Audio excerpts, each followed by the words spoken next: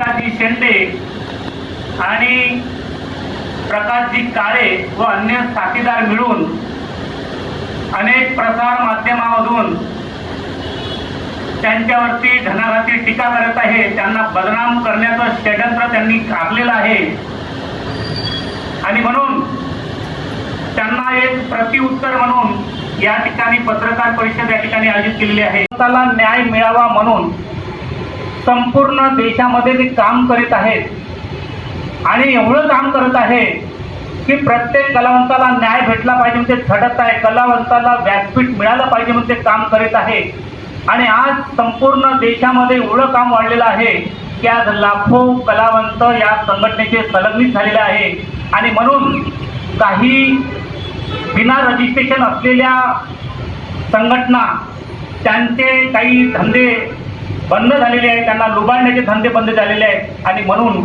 ते आमच्या फुले साहेबांवर आरोप करीत आहेत। अशा प्रकारचं वातावरण प्रसार माध्यमामध्ये पसरवण्याचं काम इथले काही धंदेवाईक दलाल काम करीत आहेत आणि म्हणून आम्ही या ठिकाणी आलेलो आहे। आपण समोर विचारू शकता की फुले साहेब हे मानधन समितीचे अध्यक्ष असताना ते जे कलावंत नाहीत त्या कलावंतांच्या फाईलवर मंजुरी देतात। माझा प्रश्न आहे बाबाराव दुपारेंना की दुपारे साहेब तुम्ही सुद्धा त्या मानधन समितीचे सदस्य आहात, ज्यावेळेस ज्या ज्या लोकांच्या फाईल मंजूर केल्या जातात तेव्हा सर्व सदस्यांच्या सह्या होतात, तर तुम्ही त्यावेळेस तुम्हाला ते जे खरे कलावंत नाही ते तुम्हाला दिसले नाही का? मग दिसले तर तुम्ही त्याच्यावरती सह्या केल्या कशा? कारण त्यांच्या त्या सह्या त्या फाईल अर्जावरती आहेत, मंजुरी अर्जावरती आहेत, मग त्यांनी का बरं सह्या केल्या? मग आज का तुम्ही आरोप करतात? हे खास त्यांचं विजय आहे, कारण की संघटनेचं कार्य वाढलेलं आहे आणि त्यांच्यामधले काही गैरप्रकार होते म्हणून त्यांना संघटनेनं बाहेर केलेलं आहे आणि संघटनेनं बाहेर केल्यामुळं ते आकाशापोटी ते फुले साहेबांवरती घणाघातीचे आरोप करत आहेत। नाही, आम्ही तर मान्य करत नाही की वर्चस्वाची लढाई काही ही राजकारण नाही आहे, ही काही राजकीय पार्टी नाही आहे, ही कलावंताला न्याय देणारं संघटन आहे, त्यामुळे इथं वर्चस्वाचा विषयच नाही। कारण इथं कलावंत जुळलेत, जो गावखेड्यातला कलावंत असेल, जो अपेक्षित कलावंत असेल, तो वृद्ध कलावंत असेल, ज्या कलावंतांना गोरगरीब कलावंत असेल, आमच्या महाराष्ट्र शासनाला मागणी आहेत। आम्ही महाराष्ट्र शासनाला सांगितलं की आमचे कलावंत गरीब आहेत, हे बिचारे काम आपली कला सादर करून आपल्या पोट भरण्याचं काम करतात, म्हणून महाराष्ट्र शासनाने त्यांना 10,000 रुपये मानधन द्यावं ही आमची संघटनेची मागणी होती आणि महाराष्ट्र शासनाने ती मागणी याच अधिवेशनामध्ये आम्ही 10,000 मागणी केली, पण त्यांनी 5,000 मागणी आमची मंजूर केलेली आहे। त्या ठिकाणी आम्ही कलावंतासाठी सांगितलं आहे की महाराष्ट्रातले इथले जे कलावंत आहेत ते कलावंत गोरगरीब कलावंत, त्यांना बसेसमध्ये मोफत प्रवास मिळाला पाहिजे, रेल्वेमध्ये प्रवास मिळाला पाहिजे, त्यांच्या मुलांना शिक्षणामध्ये सवलती मिळाल्या पाहिजे शासनाकडून, त्यांना फ्री ऑफ चार्जेस मिळालं पाहिजे, कलावंतांना विमा त्यांच्यावाला निघाला पाहिजे, हे आमच्यावाल्या मागणी आहेत। मग कुठे घोड्या सांगा? कलावंतांच्या संघटना हो तुम्ही असायच्या तेवढ्या ऍक्टिव्ह नसायच्या, राईट। काय त्या मागे कारण आहे?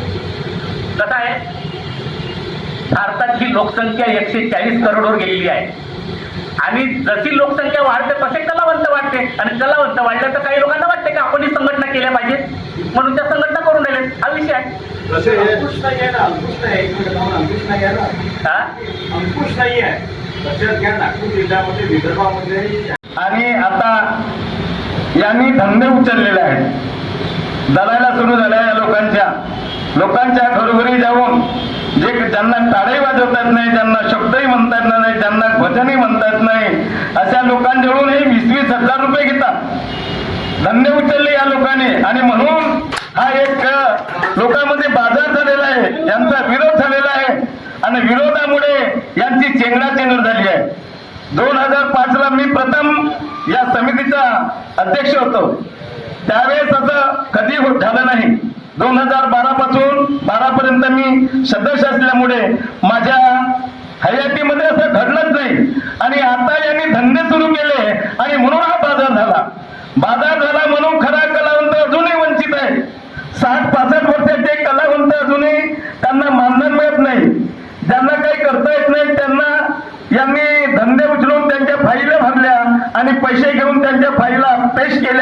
हे सर्व आहे. यांना गाणंही म्हणता येत नाही. 1968 पासून माझी शाहिरी आहे संपूर्ण महाराष्ट्रात. भोपाळ वगैरे वगैरे, उडीसा वगैरे वगैरे, दिल्ली, मुंबई, सांगली, सातारा यामध्ये आम्ही आजपर्यंत आमचं आयुष्य केलंय ना अजूनही शाहिरी सुरू आहे. त्यांना एकही गाणं म्हणता येत नाही. स्वर कुठे, ढोलक कुठे, तुंतुना कुठे, याच्यामध्ये स्वरामध्ये गाणं म्हणता येत नाही तर काय आहे. म्हणून हे काय झालं, निंदक मेरे प्राण का प्यारा, मेरे जीवन का कल्याण किया.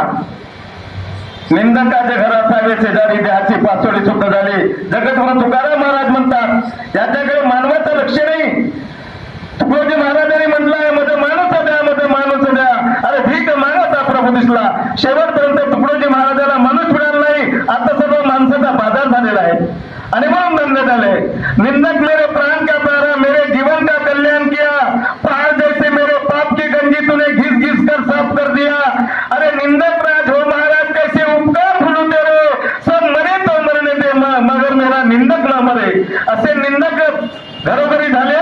आणि मग दुपारा साहेब हे त्यांच्या पार्टीमध्ये असताना यांनी यांचे पोट भरत नाही, लोकांकडून पैसे मिळत नाही म्हणून हे लोक घरोघरी फिरून बाजार करतात. आणि म्हणूनच हा सर्व चिंगडा चिंगडी झालेला आहे. एकामेकाचे पाय ओढतात आणि म्हणून हे पत्रपरिषद हे घेण्यात आलेले आहे. कारण सत्य माणसावर कधी चिखल मारू नये. राजकुमार फुलेचे तिसऱ्या पिढीतून राजकुमार शाहीर झाले. पहिले त्यांनी लोकांची सेवा केली. जिल्हा परिषद सदस्य होते, सरपंच होते. आज त्यांना सेवा करण्याची संधी मिळाली म्हणून लोकांची सेवा करतात. पैसे लोक देऊन पाचही पैसे घेत नाहीत. त्याच्यात जवळ खूप भरपूर पैसा आहे. ईश्वराने दिलेला खूप पैसा आहे, खूप शेती आहे, खूप घर आहे. तो लोकांना भीक मागत नाही. ज्या लोकांना पैसे नसेल त्यांना अन्नदान करतो. 2-2, 3-3 पोते तांदूळ वाटतो. लोकांना पैसे वाटतो. हजारो कुत्र्यांना बिस्किट वाटतो. आणि आपण तर पाचही पैशाचे वाटत नाही. म्हणून लोकांची झोडी पाहून जडता का, जडू नका. म्हणून माणसाने सत्यच वागलं पाहिजे. माणसाने माणुसकी सोडू नये, झगडे करू नये, एक तत्वाने राहिलं पाहिजे. हाच माझा निर्धार आहे. आणि सत्य कलावंताला खरोखर मानधन मिळाला पाहिजे हेच तुम्हाला विनंती करतो आणि पत्रपरिषदेला नमस्कार करतो.